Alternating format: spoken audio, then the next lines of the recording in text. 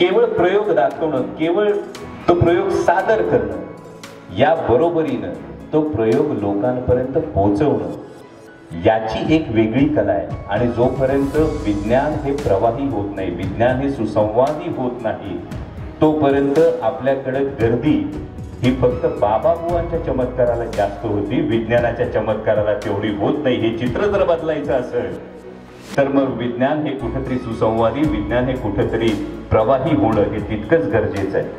प्रयोग कसा करायचा हे प्रत्येकाला कळतं, पण आपण हे का करतो आहोत या वायचं जर उत्तर शोधलं तर आयुष्याला एक पर्पज मिळतो, आयुष्याला एक उद्दिष्ट मिळतं, आयुष्याला एक उद्देश मिळतो. आणि जेव्हा आपण हे का करतो याचा शोध तुम्ही लावायला सुरुवात करता, का हा प्रश्न जेव्हा तुम्ही विचारायला सुरुवात करता, त्याचं उत्तर शोधायला सुरुवात करता, तेव्हा मला वाटतं कुठेतरी वैज्ञानिक दृष्टिकोनाचं बीज हे आधी मनात रुजलं जातं आणि त्याला खतपाणी घालण्याचं काम या विज्ञान प्रदर्शनातून जे होतं याचं मी मनापासून कौतुक करतो.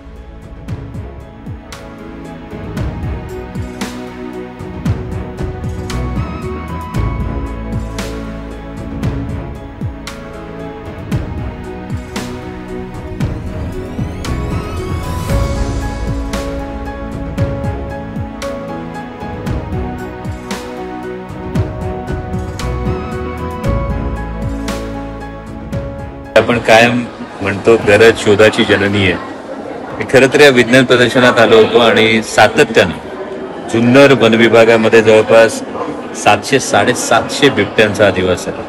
आणि या लेकराने मला थांबवलं आणि त्याने आवर्जून मला सांगितलं माझा जो प्रयोग आहे, माझा जो प्रोजेक्ट आहे तो बघून जा. आणि त्या प्रोजेक्टचं नाव आहे सिक्युरिटी फ्रॉम टायगर. आणि त्यामुळे मला स्वतःला जाणून घ्यायचं आहे की नक्की आणि काय प्रोजेक्ट केलं सांग. बघा आता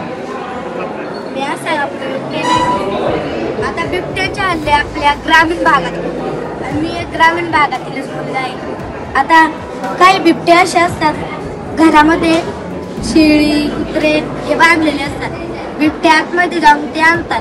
पण आता काय होणार आहे की असा बिबट्या असा घुसायला लागला की आवाज येणार आणि आपल्याला कळणार.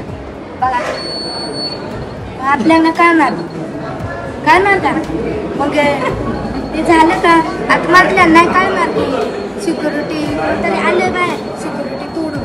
आणि वाघाला पण वाघ सुद्धा घाबरणार, तो पळून जाणार. पण यापासून चोरांपासून संरक्षण शकत आहे. कसं चोर घुसायला लागले की वाजणार, वाजल्यावर आपल्याला कळणार कुणी आलंय. असा माझा प्रयोग आहे. नाव काय तुझं? अभिजित शिवाजी.